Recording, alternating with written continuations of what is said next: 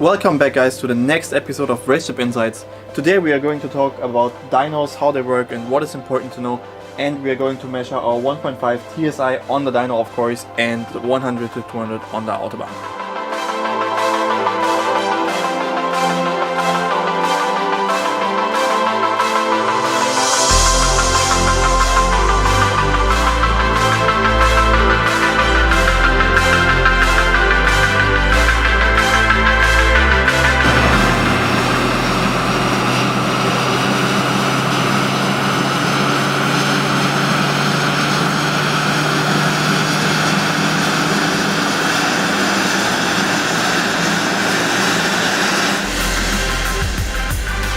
So there are a few ways to measure the performance of an engine. Of course, option 1 would be an engine dyno, where the engine is removed out of the chassis, so you can basically measure the engine power itself. But the most common version, at least in the tuner world, I would say, is the chassis dyno, where the car is completely on two rollers or just one roller, depending on the version. And that is what we are looking right now, and that is what we have basically, because I mean we are measuring a lot of different cars over the week. So it's really important to get it like fixed on a dyno pretty quickly. And there is also a third and then fourth option. Third option would be a hub dyno, where you have to remove the rim and the wheel and connect the dyno to the hub. But that's more common in the Asian region and not so common in Europe. And the fourth option would be a dyno, where you plug a measurement tool to the rim and measure it on the street.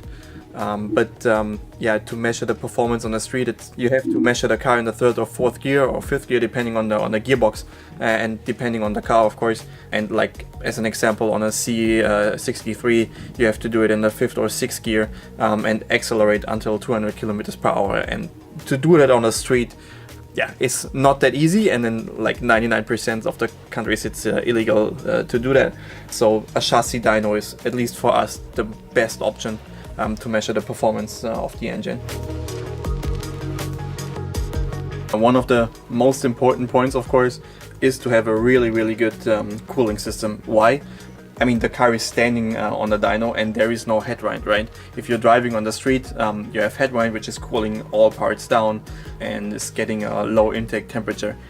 You don't have that on the dyno, so it is really important to have a proper cooling system, to have like the same intake temperatures you have on the street. Basically, we can do 30 runs back to back and always have the same conditions, which is really important to develop a perfect product. Otherwise, you would have to do like a 30-minute break between each run because it's simply getting too hot.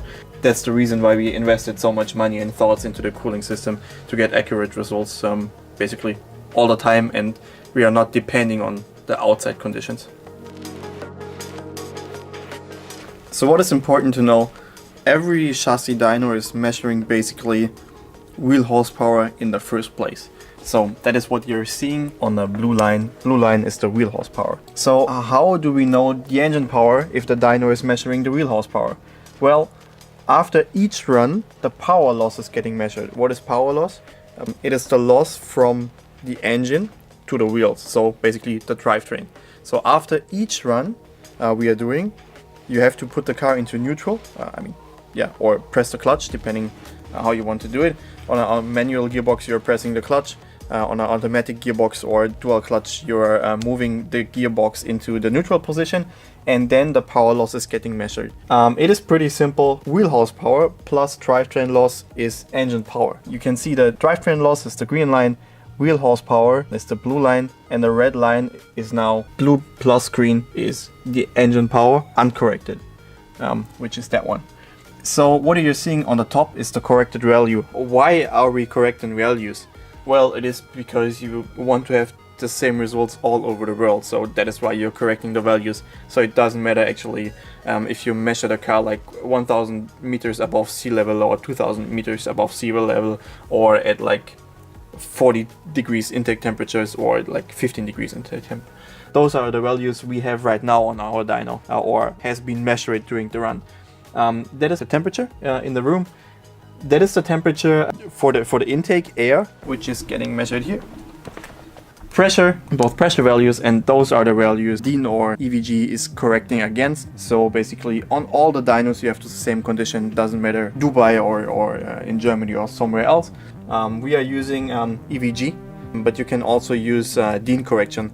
It depends on the country you are in and like who's running the dyno. Basically we are doing EVG because it's giving like more accurate results, at least in our opinion.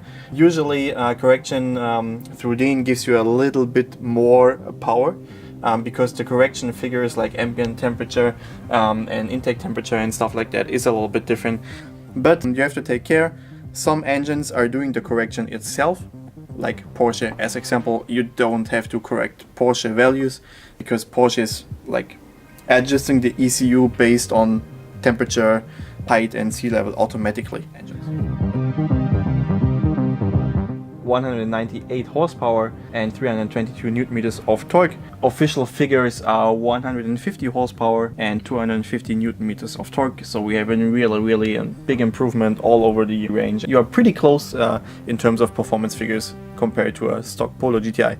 What is this cable here? That is the connection to the OBD port of the car. We are getting different values there, like the RPM and of course different important values, lambda value, ignition timing and so on. But of course that are not all values we need, so we are connecting different measurement tools as well to get all the ECU informations we need to develop a safe and proper tune. So guys, I think that's it from my side. I hope I could explain you a little bit more about like how a dyno sheet or how you can read a dyno sheet and how a dyno works and what is important to know. So you're seeing now the 100 to 200 km/h measurements from our Seat stock against GTS. So see you in the next episode of RaceChip Insights.